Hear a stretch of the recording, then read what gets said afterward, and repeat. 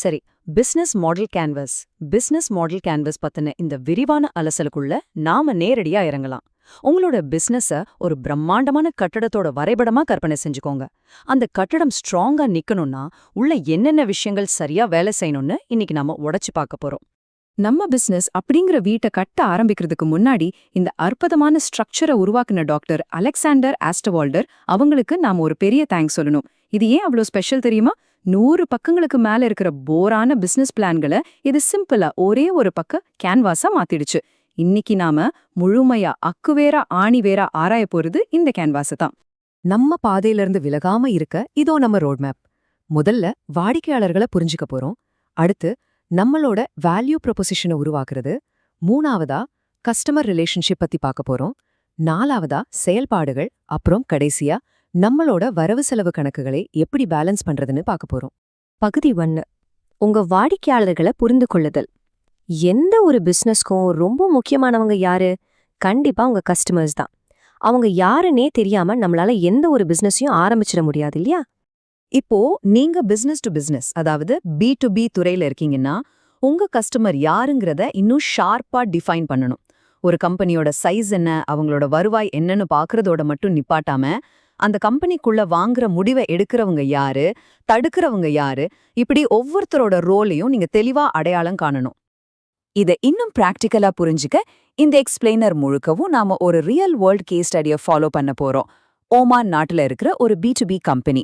இவங்க மீன் உணவு அப்புறம் ஜவுளி உற்பத்தி பண்ற பெரிய ஃபேக்டரிகள்ல வர மோசமான கழிவு நீரை சுத்திகரிக்கிறத அவங்களோட டார்கெட்டை வச்சிருக்காங்க. பகுதி 2. உங்க மதிப்பு முன்மொழிவை, அதாவது வேல்யூ ப்ரொபொசிஷனை உருவாக்குதல். சரி, நாம யாருக்கு சர்வீஸ் பண்றோம் தெரிஞ்சாச்சு.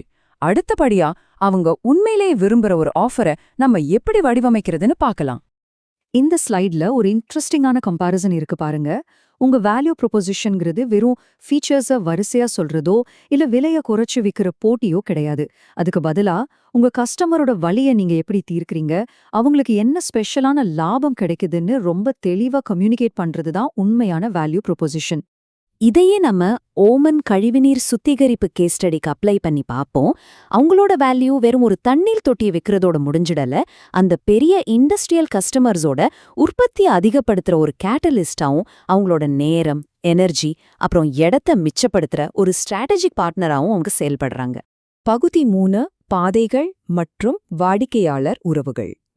என்னதான் உங்ககிட்ட ஒரு சூப்பரான வேல்யூ ப்ரொபொசிஷன் இருந்தாலும் அது கஸ்டமர்ஸ் கண்ணுக்கு தெரியலன்னா எந்த பிரயோஜனமும் இல்லை இல்லையா?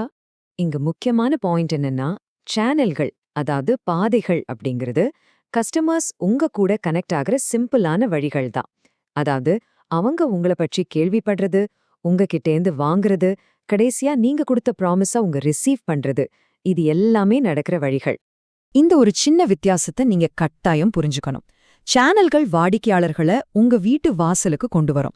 ஆனா டச் பாயிண்ட்ஸ் எனப்படும் தொடர்பு புள்ளிகள் தான் அவங்க உள்ள நுழைஞ்சதும் அவங்களுக்கு கிடைக்கிற உண்மையான எக்ஸ்பீரியன்ஸை தீர்மானிக்குது. ஒரு சூப்பரான ரோடு உங்களை ஒரு மோசமான வீட்டுக்கு கொண்டு போனா எப்படி இருக்கும்? அதுதான் இந்த டச் பாயிண்ட்ஸோட முக்கியத்துவம். இந்த கோட் ரொம்பவே ஆழமானது பாருங்க. பழைய கஸ்டமர்ஸ் தொடர்ந்து நழுவிக்கிட்டே இருந்தா புது கஸ்டமர்ஸ் வர்றதால எந்த பிரயோஜனமும் இல்ல. கஸ்டமர் ரிலேஷன்ஷிப் ஏன் இவ்ளோ முக்கியம்னு இது அழகா சொல்லுது. வழக்கமான சேல்ஸ்ல முதல் விற்பனையில மட்டும்தான் கவனம் செலுத்துவாங்க. ஆனா உண்மையான ரிலேஷன்ஷிப் தான் கஸ்டமர்ஸ் உங்களை விட்டு போகாம பாத்துக்கும். பகுதி 4. செயல்பாடுகள், நடவடிக்கைகள், வளங்கள் மற்றும் கூட்டாளர்கள். சரி, இப்போ உங்க பிசினஸோட ஹுட்டை ஓபன் பண்ணி உள்ள இருக்கிற இன்ஜினை பார்க்கலாம்.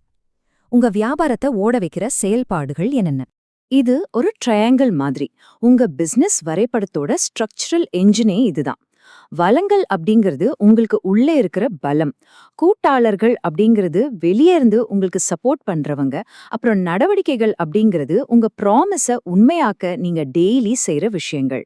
உங்க முக்கிய வளங்கள் உங்க பிசினஸோட முதுகெலும்பு மாதிரி, ஒரு ஹிடன் சப்போர்ட் சிஸ்டம்னு சொல்லலாம். மைண்ட்ல வச்சுக்கோங்க, வளங்கள்னா வெறும் மெஷின்கள் மட்டும் கிடையாது. கஸ்டமர் டேட்டா, உங்க எம்ப்ளாயீஸோட ஸ்கில்ஸ், இதெல்லாமே தான். டெய்லி வர சின்ன சின்ன பிரச்சனைகளை சமாளிக்கிறதுக்கு பதிலா இந்த மாதிரி ஸ்ட்ராங்கான வளங்கள் இருந்தா உங்க பிசினஸ அடுத்த கட்டத்துக்கு வளர்க்கிற கான்ஃபிடன்ஸ் உங்களுக்கு கிடைக்கும். கூட்டாளிகளை பொறுத்த வரைக்கும் இந்த ஒரு முக்கியமான கேள்வியை நீங்க கேட்டுக்கணும். எந்த பலவீனமான பார்ட்னர் உங்க எனர்ஜிய சைலண்டா உறிஞ்சிக்கிட்டு இருக்காரு? ஏன்னா மூலப்பொருட்களுக்கோ இல்ல டிரான்ஸ்போர்ட்டுக்கோ ஒரே ஒரு சப்ளையரை மட்டும் நம்பி இருக்கிறது உங்க பிசினஸ்ல மிகப்பெரிய ஒரு டேஞ்சரை உருவாக்கும். அதே மாதிரி உங்க முக்கிய நடவடிக்கைகளை பொறுத்த வரைக்கும் நீங்க ரொம்ப கராரா இருக்கணும். ஆமா, ஒரு ஆக்டிவிட்டி உங்க வேல்யூ ப்ரொபோசிஷனுக்கு எந்த வகையிலயும் டைரக்டா சப்போர்ட் பண்ணலன்னா எந்த யோசனையும் இல்லாம அதை உடனே நிப்பாட்டிடுங்க. இந்த என்ஜின் எவ்ளோ கிளியரா பவர்ஃபுல்லா வேலை செய்யுதுன்னு உறுதிப்படுத்த இத 4 சிம்பிளான பக்கெட்டுகளா பிரிச்சுக்கோங்க. கஸ்டமர்ஸை பெறுதல், வேல்யூவை வழங்குதல், கஸ்டமர்ஸை தக்க வைத்து வளர்த்தல், அப்புறம் நிர்வகிச்சு மேம்படுத்துதல். இது ஒவ்வொன்றுத்துக்கும் கண்டிப்பா ஒரு பொறுப்பான நபரை நியமிக்கணும். பகுதி 5 நிதி, வருவாய் மற்றும் செலவுகள். ஃபைனலா நம்ம பிசினஸ் வீட்டின் அடித்தளத்துக்கு வந்துட்டோம். நம்பர்ஸ், அதாவது வரவு செலவு கணக்குகள் சரியா பேலன்ஸ் ஆகுதான்னு பார்க்க போறோம். நாம ஸ்டார்டிங்ல பார்த்த ஓமன் கேஸ் ஸ்டடியை இப்போ மறுபடியும் எடுத்துப்போம். அவங்களோட செலவுகளை ரொம்ப நீட்டா பிரிக்கலாம் பாருங்க. ரா மெட்டீரியல்ஸ் மாதிரியான டைரக்ட் செலவுகள், சாஃப்ட்வேர், இன்சூரன்ஸ் மாதிரியான மறைமுக அட்மின் செலவுகள், அப்புறம் அந்த பெரிய கனரக இயந்திரங்களுக்கான பிரம்மாண்டமான கேபிட்டல் செலவுகள். இவ்ளோ பெரிய செலவுகளை நம்ம பேலன்ஸ் பண்ணணும்ல? அதுக்கு அவங்க பலவிதமான வருவாய் வழிகளை, அதாவது ரெவென்யூ ஸ்ட்ரீம்ஸை பயன்படுத்துறாங்க. பெரிய ப்ராஜெக்ட் கான்ட்ராக்டுகள் மூலமா வர வருமானத்தோட லாங் டேர்ம் மெயின்டெனன்ஸ் மூலமா வர நிலையான தொடர் வருமானத்தையும் அவங்க அழகா பிளெண்ட் பண்றாங்க. இதை எப்பவும் ஞாபகம் வச்சுக்கோங்க. ரெவென்யூ ஸ்ட்ரீம்ஸ்ங்கிறது வெறும் இன்கம் லைன்ஸ் கிடையாது. அதுதான் உங்க பிசினஸோட லைஃப் லைன்ஸ். நிலையான வருவாய் வழிகள் இல்லைன்னா நீங்க பண்ற ஒவ்வொரு சேல்ஸும் அந்த நேரத்துக்கான ஒரு சின்ன ரிலீஃப் தானே தவிர அது உங்க பிசினஸோட உண்மையான வளர்ச்சி கிடையாது.